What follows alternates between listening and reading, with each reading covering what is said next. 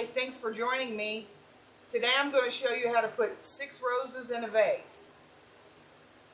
The materials that you're going to need is a vase, and this one's about 9 inches tall with about a 4-inch mouth on it across. It measures 4 inches.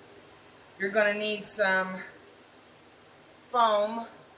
This is for fresh flowers only because it absorbs. You're going to need about 3 yards of ribbon. I've chosen that width. And you're going to need 18-inch gauge wire. You can get that in the floral section at Walmart. You're going to need about a 4-inch pick. And roses, leather leaf, baby's breath, and some tree fern. And then for the tools, you're going to need scissors, some pliers, some cutters, and a knife. Okay, so let's get started. I have already cut up some foam in squares and placed it in the vase. When you get your preservative, usually it comes with the fresh flowers. You might want to ask for 2 or 3 packets because it doesn't give you a lot of water to work with, and this absorbs a lot. And I recommend you doing, when you're mixing the preservative together, do it in very hot water. It dissolves and then it gets to the head of the flower quicker. So I feel like it makes the flowers last longer. Okay, once you've cut squares and got this all the way filled to the top, go ahead and pour your water preservative mixture in your vase. And then at the end of the brick, cut you off about a piece that thick. And what we're going to do is push it on top, just like we did with the dozen. And I'm going to trim off the sides, and it doesn't have to be perfect. And I'm going to put this in some water and let that soak for a moment. And while that's soaking, we're going to use 6 roses. And on all the 6 roses, on each one of them, we're going to wire them for support. You're not going to put it in like this to the side. You're going to put it up and down, alongside. It's like on the neck of the rose. And you're going to give it about 3-4 turns. And then you'll flip the wire up, and it helps sturdy the rose. Okay, we've got that part done. Let's check the brick is done there. Okay. Alright, I'm going to push that back down in there, and then we're going to go to designing. Pick the tallest rose you have. Now I have already got all these roses wired, so I'm not going to do that again. Make sure when you cut each rose that you do it at a nice sharp slant. I think it helps drink better. Okay. With the vase facing towards you, put one rose in the back. Just straight up and down, right in the center.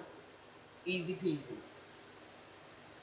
If you have roses that you've picked that are blooming out, which mine are, because I've had them for several days,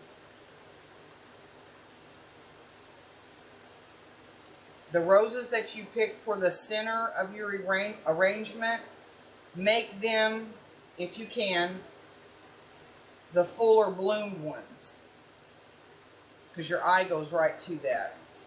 It's all about making it a beautiful presentation and pleasing to the eye. Pull off any old petals or damaged petals. And what we're going to do is we're going to make it like a triangle. Come out like this, across. That's how the roses are going to be framed in the vase. Okay, let's see, the second rose, I'm going to put a little lower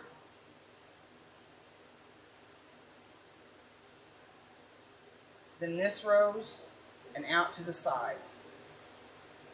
Then I am going to take another fuller headed rose, cut at a nice sharp slant.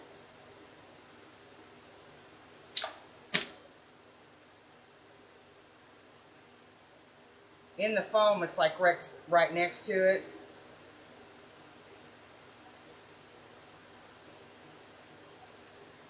But it will be lower than this one. But it's still, you see the little triangle you've made there? Everything, I think personally, after being a florist for many years, stair step is better than flowers head to head. It's not pretty. I don't think it's very pretty. Okay, now what we're going to do is I'm going to put 2 more roses to the side. And let me pick out. Again, make sure it's wired. All the old petals off. I'm just putting this down, and I'm making the bigger triangle, if that makes sense. The bigger triangle. Then I'm going to put the other one in. Nice sharp slant. Take off the old petals on the other side.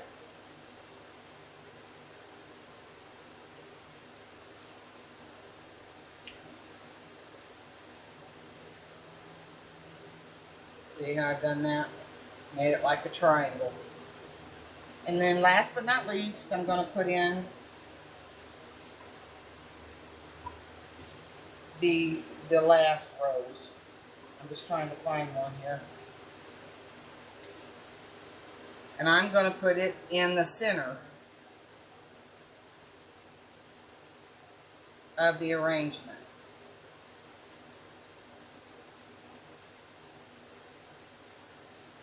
And if you can, I know working with fresh flowers is a little difficult. But try not to make them the same height. Stair stepping, I think, is better, if you can help it. Okay, we've got that framed. Okay, now we're going to get some leather leaf or greenery. And that's what it is, that stuff. And all we're going to do is frame the arrangement with the greenery. I don't really think there's a wrong place to start. And if it helps, each stem would like get a leaf. But always make sure that the leaf is not broken, because again, it goes with your presentation that you give it to a loved one. You want it to be as pretty as possible. Let me find some more leather here.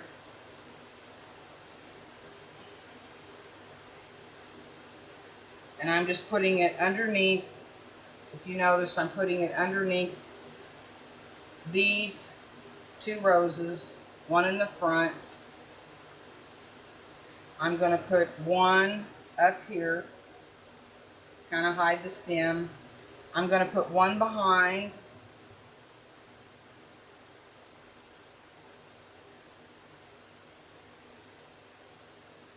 And I'm going to put one in front of the other rose.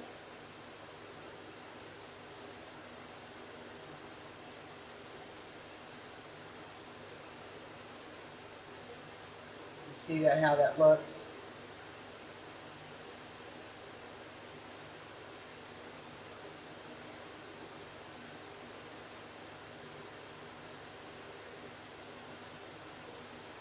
Okay. Let me put a couple more in here. Maybe. Just gotta find them.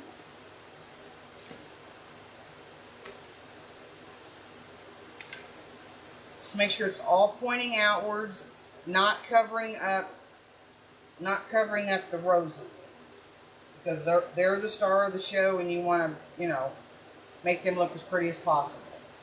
Okay, we've pretty much got that green. Now I'm going to put some tree fern in here, and that's tree fern. It's fuzzy, it's soft.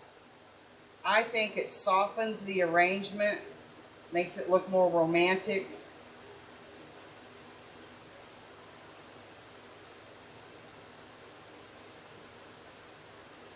So when you give it to your loved one again, it just looks pretty. And I'm just going to put those two pieces in, because that I might need to put some here and here. You'll start seeing the holes when you start designing and noticing. The baby's breath that I got was extremely full, very pretty baby's breath. So I'm not going to need a lot of it. One thing about the baby's breath, if you ever buy some from a florist or from a market and they seemed closed, don't let that discourage you from getting them, because maybe they just got them off the truck. Actually, unless, no, you can do it. I was going to say, unless you didn't have to use it immediately, but actually, yes, you can. If you'll get a bucket of hot water with the preservative, like I mentioned before, very hot water where the steam rises up, and you cut these at a nice sharp slant and you put them in the bucket, they will pop like popcorn. And then you have your baby's breath, and it's nice and fresh. Okay, what I'm going to do here is we're just going to accent with the baby's breath. Sometimes it's kind of hard when you get, this is kind of a larger piece, I think. And so when you start putting it in there, it really kind of takes over. I'm going to put that in the front. And I'm going to put some on the sides. Again, it's just like filling holes up. Not too much, but enough just to make it pretty. And I'm putting some under that rose and under this rose. And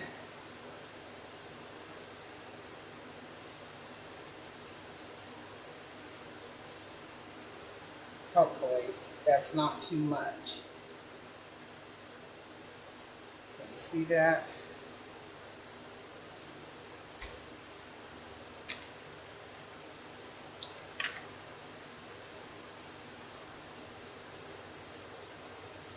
So there you have it. I've just filled the holes up, you know, the empty places, but you don't, try not to put too much. Like I said, sometimes it's kind of hard. Okay, now for the bow. On my other video, I did say 2 yards. But it's been a while since I've had my store, my shop, my flower shop. But I think it was more like 3 yards, because I went to make the bow and there wasn't enough bow left. The first thing we're going to do is this is the tail, one of the tails, and we're going to start with that first. And you might want to measure up against your vase, just as how long you want the tail from top to bottom. And then all you're going to do is squeeze it. And we're going to make a loop. Now if you mess up, some ribbon is forgiving and some ribbon is not forgiving.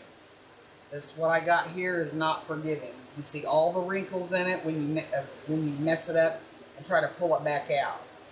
I do have this sheer stuff, and it's got wires on each end.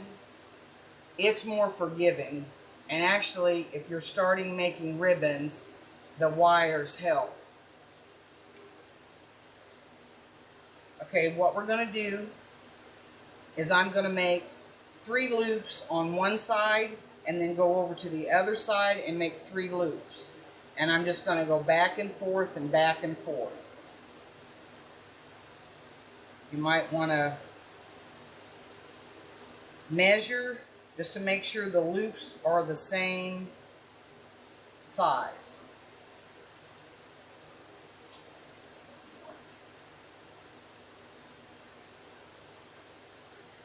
And you just keep doing that, and you have to hang on. You can't let go. Sometimes it can cramp your fingers up. So all I'm doing is twisting, looping, measuring a little bit. I do have a tendency to want to make the lower loops longer than the ones I first started with. So I measure a little bit and twist. And so there I have 3 on one side and 3 on the other side. Okay, now I am going to make an X. I'm going to pull my ribbon to the left, still hanging on to it.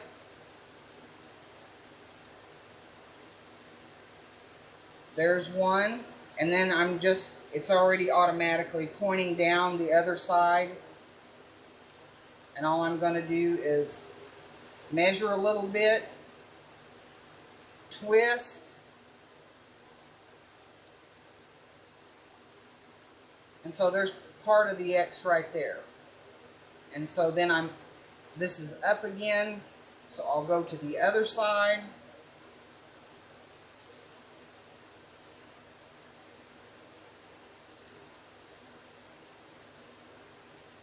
Measuring, twisting, and then going down to the very bottom.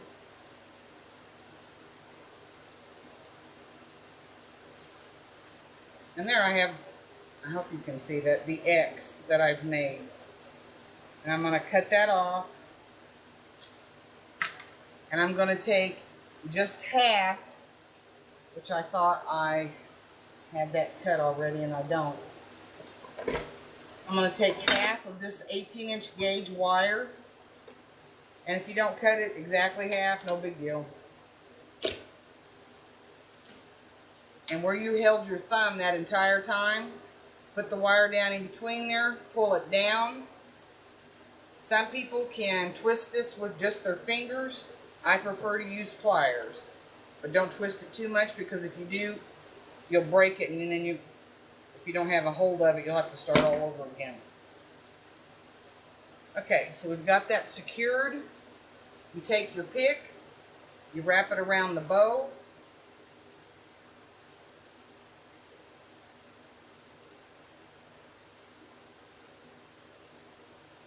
Tighten it at the top. And now we're going to pull that down. Once you get the wire in between the ribbon, you can pull on it because it's in there nice and snug. Say you did make one loop longer, just pull on it.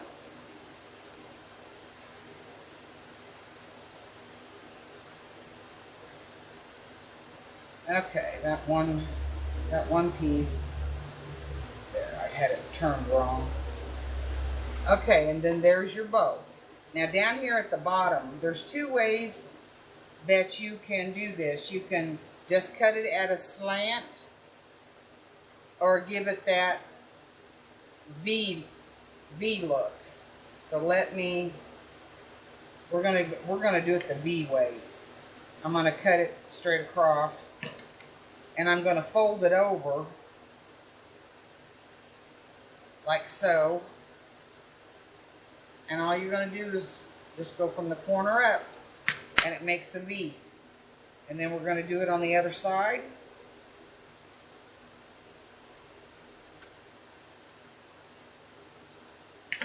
And then there you have your two pretty tails. Now what you can do, and I do have extra ribbon left over, you can take a piece and you can guess or measure it against the vase. And when you're tying up with wire the ribbon, you can slip in there an extra long piece, so you could have 4 tails instead of 2 if you wanted to. And then you're just going to put it up underneath, raise the leather or the greenery, raise it up, and put it underneath the leather leaf, which that's what that looks like. Okay, thanks for joining me, and see you guys later.